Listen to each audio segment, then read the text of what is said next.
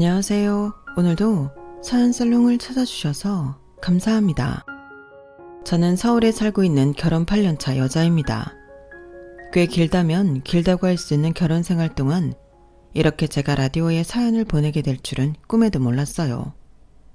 물론 저도 대한민국에서는 평범하다고 할 수 있을 정도의 시댁살이를 시키는 시부모님이 계시긴 해요.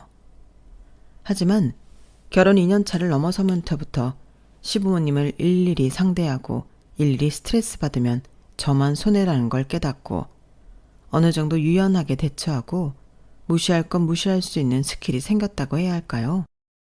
그래서인지 그렇게 사연에 제 이야기를 적어 남들에게 알리고 싶을 정도로 큰 스트레스는 없었어요. 라디오는 그저 다른 사람들의 이야기에 울고 웃고 공감하는 소통의 창구였을 뿐이었죠. 그런데 계기는 참 사소하더군요. 조용한 새벽, 라디오에서 흐르던 어느 청취자의 말 한마디였어요. 가장 아팠던 순간이 나를 가장 강하게 만들었어요. 그 말을 듣는데 문득 제 지난 시간이 떠오르더라고요. 묵묵히 참아왔던 시간들, 겉으론 웃음에 삼켰던 억울함과 부당함들까지요. 그리고 그 시간들을 지나오면서 누군가와 진짜 내 편이 되어가는 걸 경험했다는 걸 조심스레 꺼내보고 싶어졌어요. 남편은 이남 중 장남이었고 자연스럽게 제가 결혼했을 때 이 집안의 며느리는 저 하나뿐이었어요. 시댁살이가 뭔지 며느리 노릇이 뭔지 제대로 알지도 못한 채로 시작한 결혼 생활은 생각보다 혹독했어요. 시어머니는 자존심도 세고 권위의식이 있어서 어떻게든 며느리 위에 군림하려는 분이었고 신혼 초에는 저도 남편도 시어머니에 맞서 많이 부딪혀 싸워도 보고 울어도 봤지만 시어머니의 타고난 성정은 바뀔 기미가 안 보이더라고요. 결국 어머님을 바꾸느니 우리가 바뀌는 게 빠르겠다는 판단을 하고 대충 어머님의 비위와 요구를 맞추는 척이라도 하며 명절들을 견뎌왔어요. 대신 남편이 어머님이 제게 시키는 일들을 저 혼자 감당하지 않을 수 있게끔 뒤에서 많이 도와줬어요. 남편의 배력 있고 센스 있는 협조 덕분에 시댁살이가 좀 맵긴 해도 잘 버틸 수 있었죠. 맨 처음 무엇보다 제가 견디기 힘들었던 건 프리랜서 소설작가인 저를 무작정 백수 취급하는 어머니의 태도였어요. 자택에서 근무하는 만큼 출근도 없고 퇴근도 없는 일정에 오히려 피곤했으면 더 피곤했지. 남들보다 결코 업무량이 덜하진 않았는데 옛날 어르신들 눈에는 집에서 일한다는 것 자체가 쉬고 노는 것으로 비쳤던 모양이에요. 처음에야 그럴 수 있겠다 이해했지만 저를 아예 노는 사람으로 확정짓고 이런저런 집안일들을 떠넘기시는데 정말 환장하겠더라고요.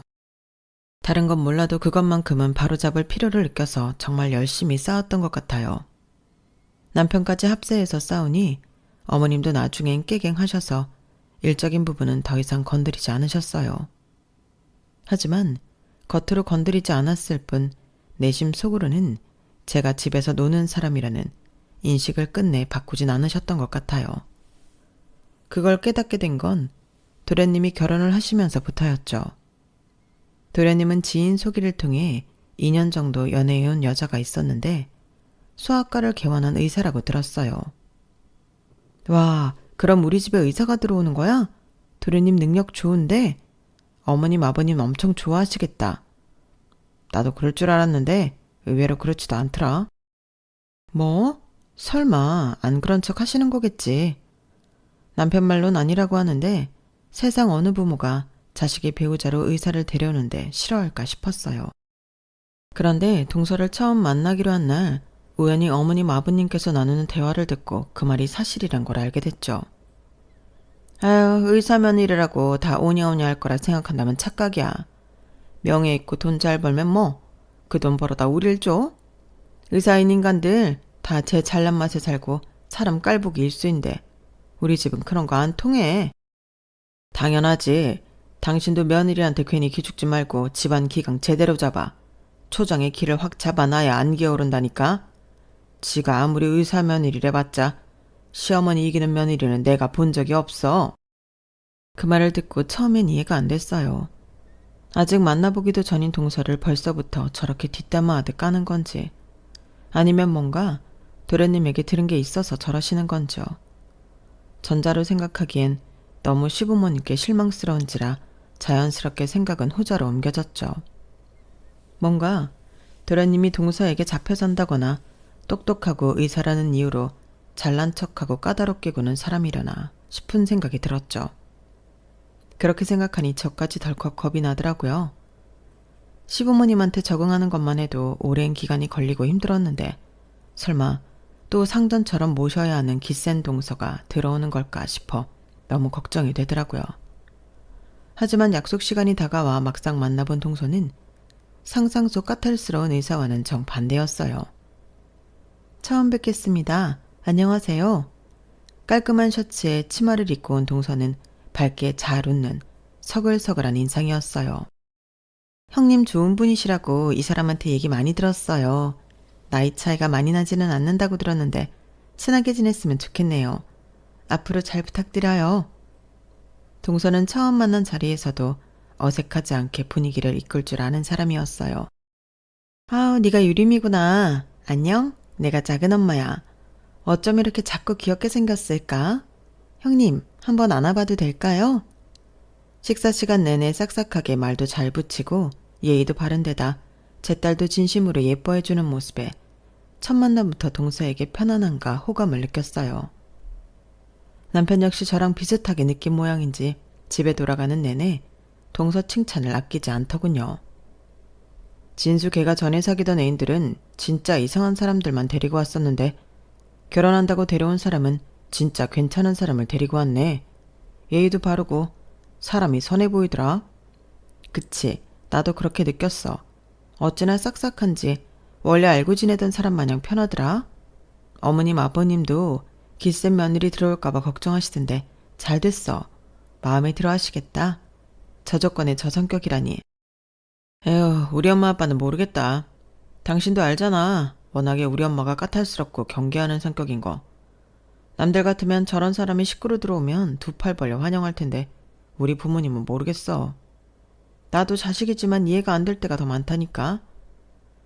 남편은 회의적인 반응이지만 아무리 까탈스러운 시부모님이라도 이런 사람을 트집 잡을 게 있을까 싶었어요.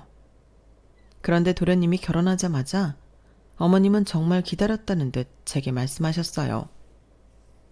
너도 이제 집안의 맏며느리가 됐으니까 정신 똑바로 차리고 동석이 잡아놔. 안 그럼 너처럼 집에서 글이나 쓰면서 놀고 먹는 주부는 완전히 무시당한다? 아무리 여자가 밖에서 능력이 좋아도 집안에선 서열이 따로 있는 거야. 그 서열 뺏기기 전에 잘 정리해 놓으라고. 어머님, 너무 그렇게 안 좋게 생각 마세요. 동서 좋은 사람인 것 같은데요. 몇 번이나 봤다고 사람을 그렇게 한 번에 판단해? 네가 늘 집에서 사람도 안 만나고 그러고 있으니까 몰라서 그런 거야. 의사들이 얼마나 여가 빠졌는데. 조심해. 방심했다간 네 머리 꼭대기 위에 올라가 있으라니까. 어머님은 단지 동서의 직업이 좋다는 이유만으로 동서를 엄청나게 경계했고 자꾸만 길을 눌러야 한다고 주장하시더라고요. 그러면서 티 날 듯 말 듯 동서를 꼽주거나 사소한 데서 저와 은근한 차별을 두는 행동들을 하셨어요. 동서가 식구로 들어왔던 첫 명절부터 예전과 달리 부쩍 저를 챙기기 시작하셨죠. 작은 선물도 슬쩍 건네시고 가족들 앞에선 보란듯이 제 칭찬도 해주셨어요. 초반에는 동서와 관련된 일이라고는 미처 생각도 못하고 드디어 그동안의 내 노력이 인정받나? 라는 생각에 기뻤어요. 하지만 곧 알게 됐죠.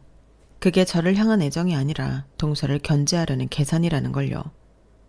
그래서 저는 조심했어요. 주방일이 동서에게로 몰릴 때면 눈치껏 거들고 슬쩍 동서에게 무안을 주려고 하면 먼저 나서서 분위기를 바꾸곤 했죠. 누군가는 이런 시어머니 밑에서 오랫동안 견뎌온 시댁살이의 타깃이 드디어 동서에게로 옮겨갔다며 기뻐할 수도 있었겠지만 저는 전혀 아니었어요.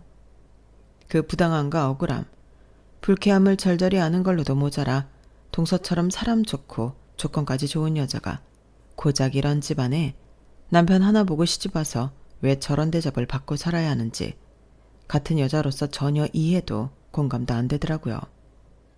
그래서 알게 모르게 동서를 정말 많이 챙겨줬어요. 동서, 어머님이 좀 저러셔도 이해 좀 해줘. 나쁜 분은 아닌데. 아니다. 솔직히 말하면 며느리들한텐 좀 나쁜 분이셔. 힘들겠지만 그냥 원래 저런 사람이겠거니 생각해줘. 형님, 전 걱정 안 하셔도 돼요. 형님이야말로 이런 집에서 몇 년간 혼자 며느리로 지내셨다니 저는 그게 더 대단하고 죄송스러운데요. 동서가 죄송스러울 게 뭐 있어. 동서도 다른 집 갔으면 의사 며느리라고 예쁨 엄청 받았을 텐데 왜 이 집에서 이렇게 고생하는지. 참나. 동서나 동선의 부모님 생각하면 내가 다 마음이 안 좋고 미안해서 그래. 형님 너무 감동이에요. 그래도 여기 시집와서 형님처럼 좋은 분도 만났잖아요. 형님 덕분에 시댁 오는 게 싫지 않아요. 그렇게 말해주니 내가 더 감동이네. 나도 처음엔 정말 힘들었는데 익숙해지니 어머님 저러시는 것도 아무렇지 않아지더라. 동서도 언젠가 그러려니 하는 순간이 올 거야. 그렇게 동서를 뒤에서 잘 챙겨주면서 사이좋게 지내던 어느 날이었어요. 꼬리도 길만 밟힌다더니 결국은 시어머니께서 제가 뒤에서 동서를 챙겨준다는 사실을 눈치채게 되셨죠.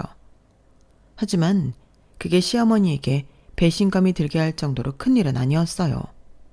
적어도 제 생각에는요. 그날은 어머님께서 특별히 식당을 예약해 놓으셨다며 고생한 며느리들을 위해 저녁을 사주겠다고 하셨어요.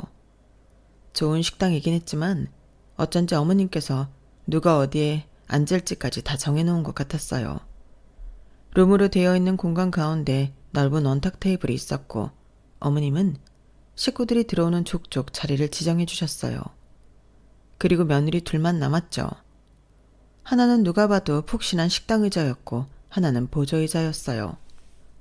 아무래도 우리 맏 며느리가 평소에 고생이란 고생은 다 했으니 둘째 며느리가 여기 앉는 게 맞겠지? 누가 봐도 고의적인 뉘앙스에 동서도 약간 욱한 것 같았어요. 뭔가 그대로 뒀다간 어머님과 한판 싸움이 날 것 같은 느낌에 제가 끼어들었죠. 아니에요 어머님. 동서도 평소에 힘든 일 하는데 편한 의자 앉아야죠. 동서, 일단 여기 먼저 앉아있어. 내가 식당에 보조의자 말고 다른 의자 있나 물어볼게. 형님, 안 그러셔도 괜찮은데. 아니야. 의자 하나쯤 더 갖다 줄 수 있겠지. 기다려봐. 얼마 후 직원이 주문을 받기 위해 들어왔고 간이 의자가 아닌 식당 의자를 받을 수 있는지 물어봤어요. 그랬더니 직원이 얼른 가지고 오더군요. 그래서 그날은 다 같이 편하게 식사를 할 수 있었어요. 하지만 그날 제 오지랖 아닌 오지랖이 어머님의 심기를 제대로 건드린 모양이었어요. 그날 이후 동서를 향한 시댁살이 타겟이 다시 저로 바뀌었거든요. 예를 들면 동서가 시집 온 이후 명절날 음식 준비는 대부분 동서에게 시키고 저는 보조하는 느낌으로 일을 분배했었는데 갑자기 다시 제가 다 떠하는 양으로 바꾸시더라고요. 우리 둘째 며느리는 병원에서 고생하는 애니까 부엌일로 고생시킬 순 없지? 형님, 어머님도 참 너무하신 거 아니에요? 언제는 저한테서 병원에서나 의사지 집안에선 똑같은 며느리니까 일하라고 이러시더니 변덕도 어떻게 이런 변덕이 있어요? 괜찮아. 어차피 동서 시집 오기 전엔 다 나 혼자 하던 일인걸. 어머님 변덕 하루 이틀도 아니고. 걱정 마세요. 어머님 안 보이는 데서 제가 다 도울게요. 형님도 저한테 그렇게 해주셨잖아요. 형님만 고생하시게 내버려둘 순 없죠. 고마워. 덕분에 든든하다 동서. 동서는 제가 했던 것처럼 어머님의 눈을 피해 이리저리 저를 도와줬어요. 덕분에 어머님이 누굴 타겟으로 삼아 시댁살이를 시키든 저희 둘은 서로 도와주면 된다는 마음으로 더 끈끈해졌어요. 무슨 일이든 둘이서 하니까 훨씬 편해졌고요. 동서가 시집 오고 나서 명절이 전보다 즐거워진 것 같아 전에는 아무리 태연하게 있으려고 해도 좀 부담스럽긴 했거든. 어머님이 일만 시키고 불편하게 할 거 뻔히 아니까. 동서한테 미안한 말이지만 동서가 조금 더 빨리 시집 왔으면 참 좋았을 텐데. 내가 시부모 복은 없어도 동서 복은 있는 것 같아. 형님, 그건 제가 드릴 말씀이에요. 형님이 처음에 저를 많이 도와주셔서 제가 지금까지 버틸 수 있었어요. 아니었으면 저도 남편이랑 진작에 이혼했을 거예요. 남편도 형님께 얼마나 고마워하는지 몰라요. 형님은 우리 부부의 은인이세요. 어머님이 그러실수록 동서와 저는 서로 더 의지하게 됐어요. 그러다 한 번은 정말 동서와 더 끈끈해지게 된 계기가 생겼죠. 오늘은 김장을 하려고 내가 절임 배추 좀 사다 놨다. 우리 집 며느리들 솜씨 좀 보자. 김장해서 니네들도 한 통씩 가져가고 우리 집이랑 옆집 줄 것까지 싹 해봐라. 본인이 안 한다고 여자 둘이서 하루 만에 하기에는 엄청난 양의 김장 재료와 절임 배추를 사다 놓으셨더라고요. 다행히 남편들이 어머님의 잔소리에도 눈치껏 도왔고 넷이서 하니 생각보다는 빨리 끝났어요. 하지만 휴일인 명절 하루를 김장한다고 통으로 날리고 나니 정말 힘들긴 하더라고요. 저나 동서나 둘 다 표정이 안 좋으니 그게 신경이 쓰이긴 했는지 어머님이 갑자기 방에 들어가서 봉투 2개를 들고 나왔어요. 내가 니네를 뭐 빈손으로 이렇게 노동시켰을 거라고 생각한 건 아니지? 나도 깨어있는 사람이라 그렇게 며느리를 부려만 먹는 못된 시어머니는 아니야. 자, 다들 오늘 하루 수고했으니 수고비 받아라. 이걸로 남은 연휴 동안 맛있는 것도 사 먹고 쉬어라. 순간 동서와 눈이 마주쳤어요. 둘 다 말은 안 했지만 어머님이 웬일이시지? 하는 눈빛을 서로에게서 읽었죠. 뭔가 영 찜찜한 마음에 봉투를 받아들었는데 아니나 다를까 가까이서 보니 동서가 받은 봉투와 제가 받은 봉투의 두께 차이가 확연하게 나더군요. 동서도 그걸 느꼈는지 봉투에서 현금을 꺼냈어요. 5만 원짜리가 대략 10장 정도 들어있는 것 같았어요. 그런데 제 봉투에는 5만 원짜리 한 장이 딸랑 들어있었죠. 제 표정을 확인한 시어머니께서 씩 웃으시더니 덧붙이시더군요. 둘째 며느리는 워낙 고급 인력이잖니? 사람 병 고치는 귀한 일 하는 애가 이런 잔업물을 도와줬으니 값은 높게 쳐줘야 맞지. 너는 뭐 집에서 놀면서 일하는 사람이니까 이 정도면 충분하겠지? 사람을 뭘로 보는 건지 다른 건 다 참았어도 이건 정말 화가 나더라고요. 그래서 봉투를 내려놓고 어머님께 말했어요. 어머님, 가족이라서 도운 거지 아니었으면 안 했어요. 어머님은 제가 노는 줄 아시지만 저도 이 시간 일하며 이 돈은 택도 없이 훨씬 더 벌어요. 이 돈으로는 어머님 맛있는 간식이나 사드세요. 뭐라고? 저희 대화를 옆에서 듣고 있던 동서가 갑자기 자기도 봉투를 내려놓더군요. 저도요. 어머님 말씀대로 제가 보통 고급 인력은 아니라 인력값 쳐주시려면 이것보다 훨씬 더 돼요. 아르바이트 하러 온 것도 아니고 이 돈은 어머님 쓰세요. 뭐야? 이것들이 아주 쌍으로 날 먹이려고 작정했니? 힘들 일 시키고 수고했다고 주는 돈을 이런 식으로 거절해? 뭐냐? 니네가 편먹었다 이거지? 그래 그럼 내가 니네 다시는 수고비 같은 거 챙겨 주나 봐라. 어? 하긴 며느리들 노동하는 건 공짜나 마찬가지인데 내가 왜 이런 걸 챙겨줘가지고는. 앞으로 니네 두고 보자. 어머님은 불같이 화내셨고 그걸 달래는 건 남편들의 몫이었어요. 시아버지께서도 표정이 어두워지셨고 어색한 정적만이 흘렀죠. 동서는 그냥 받지 그랬어. 나는 그냥 어머님이 이렇게까지 대놓고 나를 무시하려고 하시는 게 화가 나서. 형님이랑 같은 금액을 받았으면 모르지만 저도 그건 기분이 나빴어요. 형님 욕하는 게 이제 저 욕하는 것만큼 기분 나빠요. 이건 누가 봐도 어머님이 잘못하신 거잖아요. 이런 건 같이 짚고 넘어가야 다시는 민망해서라도 못하시죠. 참, 매번 동서한테 미안해서 어쩌지? 미안하긴요. 저 처음 시집 왔을 때 형님이 저 도와주시고 챙겨주신 거 생각하면 이 정도는 아무것도 아니죠. 그리고 저도 솔직히 어머님 계속 저러시는 거 보니 정이 너무 떨어져서요. 남편도 알아요. 걱정 마세요. 그래도 이번 일은 괜히 나선 거 아닌가 싶어. 어차피 우리 둘 중에 하나는 어머님 눈밖에 나는 거 한 사람이라도 피하면 좋잖아. 어머님 눈에 들어서 예쁨 받고 싶은 생각도 딱히 없어요. 차라리 형님이랑 더 친해지고 싶죠. 다음에 유림이 아프면요. 아프면 꼭 우리 병원에 데리고 오세요. 제가 진료 잘 봐드릴게요. 정말 말로만 들어도 너무 고맙고 든든하네. 그 일을 통해 저희 둘은 더 끈끈해졌어요. 그 사건이 있은 후로 명절이 아니어도 따로 연락해서 만나기 시작했어요. 동서는 알아가면 알아갈수록 참 요즘 보기 드문 사람이란 생각이 들었고 동서 역시 저를 그렇게 생각한 것 같았어요. 의사라는 직업 때문에 뭔가 조심스럽고 다른 세계의 사람처럼 보여 멀게만 느껴졌었는데 대화해보니 꽤 통하는 점이 많더라고요. 처음에는 밖에서만 만나다가 언젠가부터 서로의 집에도 자주 오가는 사이가 됐죠. 그러다 한 번은 제가 주로 작업하는 공간인 서재를 보여주게 됐어요. 일하는 공간이라 예민한 부분이 있어 손님들이 놀러와도 잘 안 보여주는 공간이었는데 왠지 그날따라 동서가 소설을 즐겨 읽는다는 사실을 알게 되어서인지 보여주고 싶은 생각이 들었거든요. 와, 여기가 형님 서재예요? 정말 멋있어요. 작업실 처음 봐요. 편하게 구경해도 돼. 동서니까 보여주는 거야. 정말요? 근데 형님, 이 작가님 좋아하세요? 저도 이 작가님 제일 좋아하는데. 신기하다. 우린 어떻게 이런 것까지 잘 통해요? 저도 이 작가님 책은 다 모았는데. 동서가 한쪽 벽면을 빼곡히 채운 책장을 가리키면서 물었어요. 그곳엔 제 소설 소장본들만 꽂아둔 곳이었죠. 오프라인 강의나 북콘서트 같은 곳에는 초청을 받아도 잘 안 나가는 성향이었고 소설에는 예명을 쓰는 터라 동서가 못 알아볼 법도 했어요. 동서에게 사실을 말해줄까 말까 엄청 고민이 들더라고요.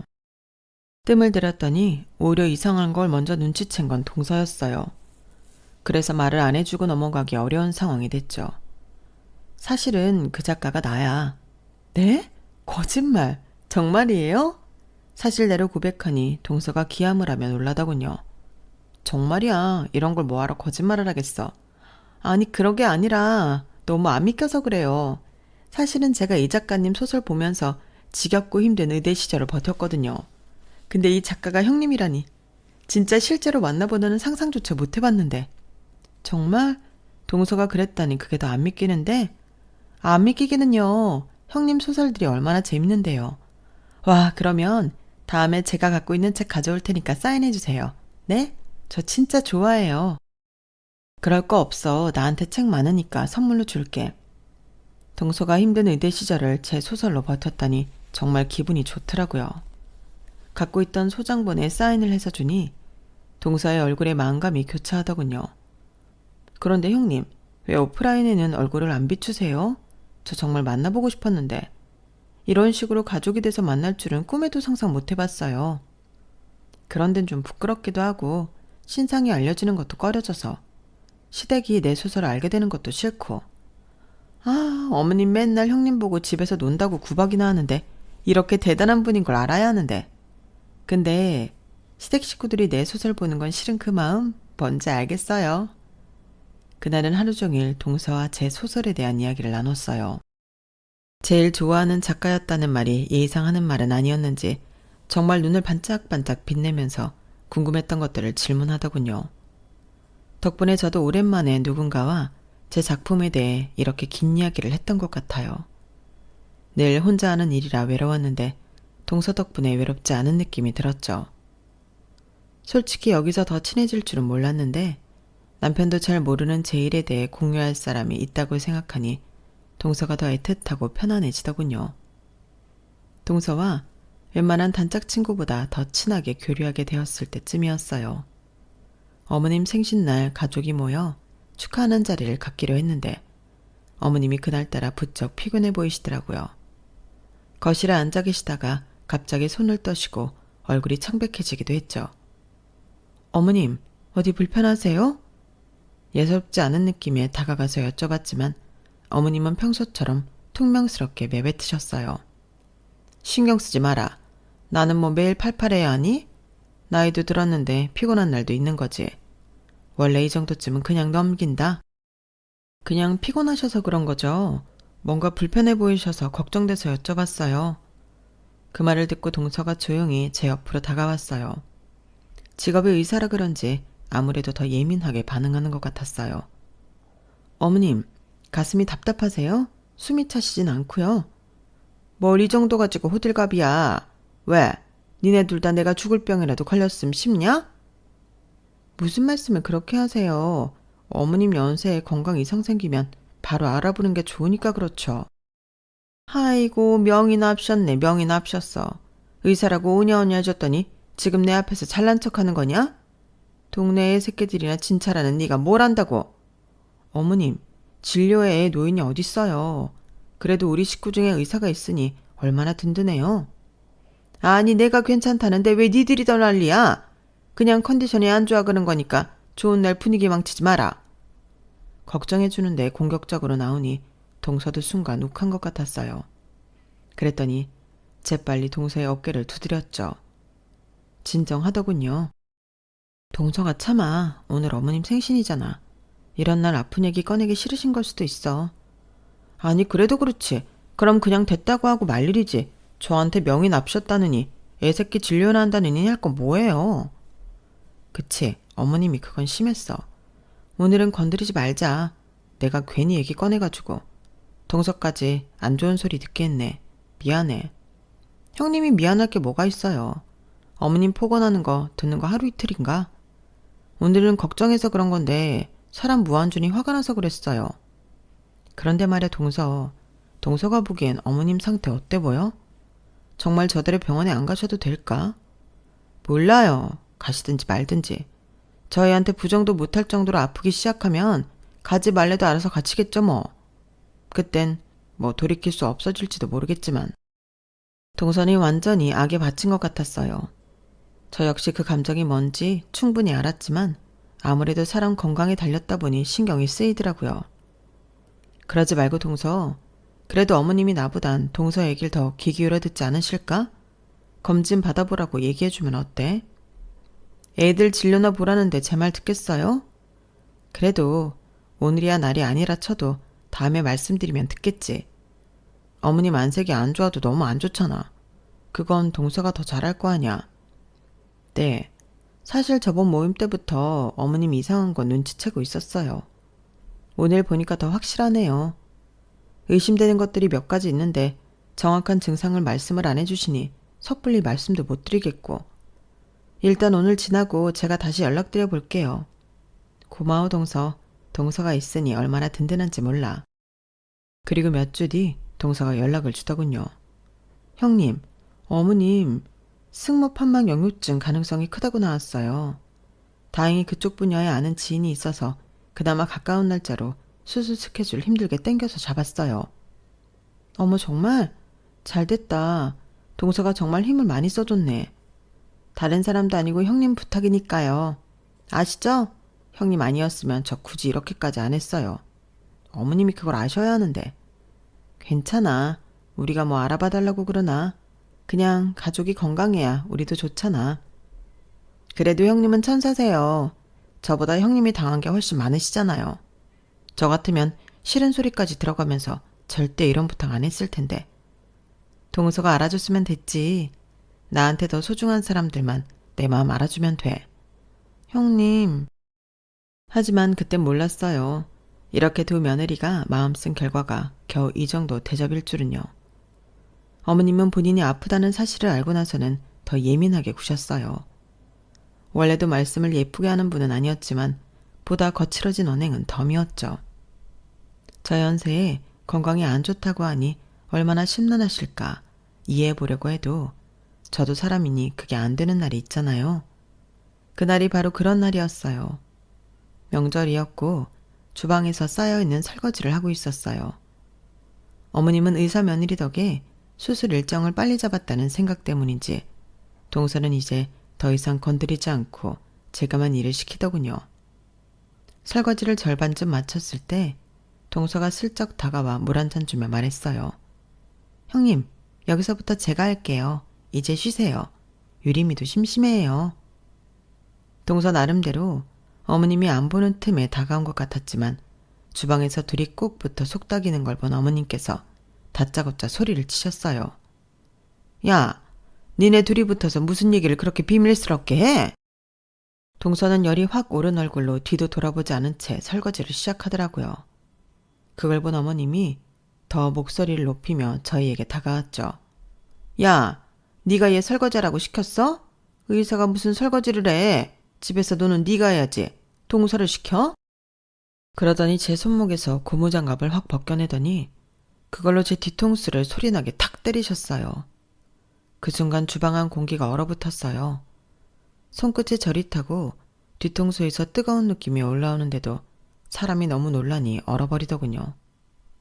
몇 초간 놀란 감정이 가시고 나니 속이 부글부글 끓어오르면서 눈앞이 하얘지더라고요. 이젠 정말 참지 말아야 할 순간이 들었다는 느낌과 함께 어머님을 획 쏘아보았어요. 어딜 그딴 눈으로 시어머니를 쳐다봐? 그때 동서가 갑자기 어머님 손목을 단단히 붙잡고 차분하지만 차가운 목소리로 말하더군요. 어머님, 지금 뭐 하시는 거예요? 뭐 하긴 뭐래. 자기한테 시킨 일 동서한테 미루길래 혼 좀 내준 거지. 형님이 저한테 미룬 게 아니라 제가 하겠다고 나선 거예요. 그게 마음에 안 드셨으면 저한테 뭐라고 하시던가요. 왜 애꿎은 형님 뒤통수를 치세요? 어머님, 저희 남편이랑 아주버님도 이런 식으로 키우셨어요? 뭐야? 너 지금 그 얘기가 왜 나와? 아들이랑 며느리랑 같아? 내가 며느리 좀 혼낸 게 뭐 그리 잘못이라고 이러는 거야? 아들이나 며느리나 어디 귀한 집 자식인 건 마찬가지인데 당연히 같아야죠. 저희 친정엄마가 어머님 막내 아들 뒤통수 때리면 기분이 좋으시겠어요? 뭐라고? 얘가 왜 갑자기 끼어들어서 이래? 내가 너한테 뭐라고 한마디를 했니 뭐랬니? 나는 네 형님 잡으려는 거니까 넌 빠져라. 그러니까 왜 형님을 잡으시냐고요. 형님이 어머님한테 어떻게 했는지는 똑바로 아시고 잡으셔야죠. 어떡하긴 뭘 어떡해. 제가 너처럼 내 건강을 신경 써서 수술 일정을 땡겨주기라나 뭘 하나? 어차피 어디 써먹을 데도 없는 며느리인데 집안일이라도 알차게 써먹어야지. 난 네 일 덜어준다는데도 왜 나만 갖고 이러니? 어? 어머님, 제가 어머님 건강 신경 써서 그렇게 해드린 줄 아세요? 뭐? 그럼 그거 다 형님이 간곡히 부탁해서 어렵게 땡긴 일정이에요. 솔직히 형님 아니었으면 저 어머니만을 위해서 이렇게까지 안 했어요. 그게 무슨 말이냐? 전 어머님 생신날 어머님이 검진받을 생각 없다고 하셔서 그대로 둘 생각이었다고요. 그런데 언니가 자꾸만 그래도 어머님 건강 걱정되니 검진도 받고 알아봐 달래서 그렇게 한 거예요. 형님이 아무 말도 안 하시니까 정말 우습게 보이세요? 형님 아니었으면 어머님 더 위급할 때까지 병세 몰랐을 수도 있고 수술 제때 받지도 못했을 거예요. 근데 이렇게 체력 좋게 사람한테 손찌검까지 하시는 걸 보니 아직 급하진 않으신 것 같네요. 다른 더 급한 환자에게 기회를 넘길게요. 그 한마디에 어머님은 처음으로 완전히 무너지는 표정을 지으셨어요. 제 평생 그처럼 어머님이 당황하는 얼굴을 본 건 처음이었죠. 아니 그게 아니고 어쩔 줄 몰라 하며 얼굴이 하얗게 질리는 모습을 보는데 뭔가 기분이 이상했어요. 늘 참아왔던 것들이 한꺼번에 울컥 올라오는 느낌이었죠. 어머님, 저희는요. 아무리 어머님 저희한테 믿게 대하셔도 어머님이 오래 건강하셨으면 좋겠어요. 그래서 동서한테 부탁한 거예요. 어머님 건강만큼은 진심으로 생각해서 어려운 부탁인 거 알면서도 동서한테 사정사정해서 겨우 알아본 거라고요. 그런데 어머님, 건강을 위해서는 주변 사람도 소중히 대해주실 줄 아셔야죠. 아무리 화가 나셔도 사람한테 손찌검하면 안 되죠. 조용히 말하는 제 목소리가 스스로도 낯설게 느껴졌어요. 저는 어머님께 잘해드리고 싶어요. 늘 어머님이 원하는 대로 하려고 노력했고요. 그런데 이렇게까지 해야 되는지 이제는 잘 모르겠네요. 제 말에 어머님은 아무 대답도 못하고 입술을 꽉 깨문 채 떨고 계셨어요. 그리고 그 순간 동서가 조용히 제 어깨를 감싸 안더군요. 말 한마디 하지 않았지만 그 따뜻한 온기가 참 위로가 됐어요. 그걸 본 어머님은 고개를 푹 숙이셨어요. 그래, 내가 미안하다. 내가 미쳤었나 보다. 아무리 그래도 내가 정말 잘못했다. 어머님의 목소리는 처음 들어보는 것처럼 작고 떨리고 진심이 담겨 있었어요. 그 낯선 목소리를 들으니 제 안에 쌓여있던 감정이 서서히 풀려가는 게 느껴졌어요. 앞으로는 그러지 마세요, 어머님. 한 번 더 그러시면 저도 더 이상은 어머님한테 잘해드릴 수 없어요. 그래, 너도 많이 참았지. 너희들이 노력한다는 걸 알고 있었으면서도 내가 왜 그랬는지, 니네가 이렇게 날 생각해주고 있었던 것도 모르고 왜 그랬는지 모르겠다. 정말 미안하다. 그날 이후 어머님은 예전과 조금 달라지셨어요. 완전히 바뀌었다고 할 순 없지만 사소한 것부터 조금씩 변하려고 노력하시는 모습이 보이더군요. 더 이상 저희에게 집안일을 시킨다던가 차별한다던가 하는 발언은 일절 없어지셨고요. 게다가 동서가 저를 시댁에서 축혀 세워주는 덕에 어머님은 저를 다시 보시는 듯 했어요. 어머님, 자꾸 형님 집에서 일한다고 무시하지 마세요. 어머님이 모르셔서 그렇지 형님 필명 말하면 요즘 모르는 사람들이 없어요. 그러냐? 내가 소설은 잘 몰라서. 얼마나 대단한 소설을 많이 쓰셨는데요. 제가 엄청 좋아하던 작가님이었는데 이렇게 만날 줄 알았겠어요? 형님 아니었으면 전 의대 졸업 포기했을 거예요. 지금 제가 의사가 된 것도 형님 덕분에 그 시절을 버틸 수 있어서라고요. 그럼 이야기를 좀 하지 그랬니? 나는 네가 집에서 글만 쓰고 수익은 전혀 안 나는 줄 알았다. 그런 시시콜콜한 이야기를 뭐하러 해요. 어머님, 제 자랑 같아서 별로 하고 싶지도 않았고요. 이제라도 아셨으니 대접 좀 제대로 해주세요. 형님이 쓰는 얘기로 울고 웃는 사람들이 얼마나 많은데. 제가 사람들 병을 고친다면 형님은 사람들의 마음의 병을 고쳐준다니까요. 동서도 참 뭘 그렇게까지 정말이라니까요. 오히려 한바탕 크게 싸우고 나니 고부간 관계가 좋아지더군요. 저는 그 순간이 참 관계의 끝처럼 느껴졌는데 이렇게 마음속에 있던 감정을 비워냄으로써 더 가까워질 수도 있다는 건 처음 알았어요. 사실 저는 늘 참아야 한다고 생각했어요. 며느리니까 어쩔 수 없는 거라고 스스로를 다독이면서요. 하지만 이제는 알아요. 가족이라는 이름으로 무조건 감내해야 하는 건 아니라는 걸요. 진짜 가족이란 서로 지켜주고 존중하고 함께 손을 맞잡고 버티는 게 관계더라고요. 그리고 그렇게 힘들었던 시간을 지나 진짜 내 편도 얻었고요. 지금은 참 좋은 가족들이 생겨 행복합니다. 이 행복을 만들기 위해 포기하지 않고 버티고 용기를 낸 날들이 지금의 저를 만들어준 것 같아요. 혹시라도 저처럼 힘들어하는 분들이 계시다면 꼭 기억해 주세요. 힘들 때 기댈 수 있는 사람 한 명만 있어도 세상은 훨씬 따뜻하고 견딜만 하다는 걸요. 제 이야기는 여기까지입니다. 여러분들 곁에도 마음 따뜻한 분이 같이 하시기를 바랍니다. 감사합니다. 여러분, 사연 댓글에 응원과 현명한 조언 부탁드려요. 좋아요와 구독은 저에게 큰 힘이 됩니다. 오늘도 좋은 일 가득하세요.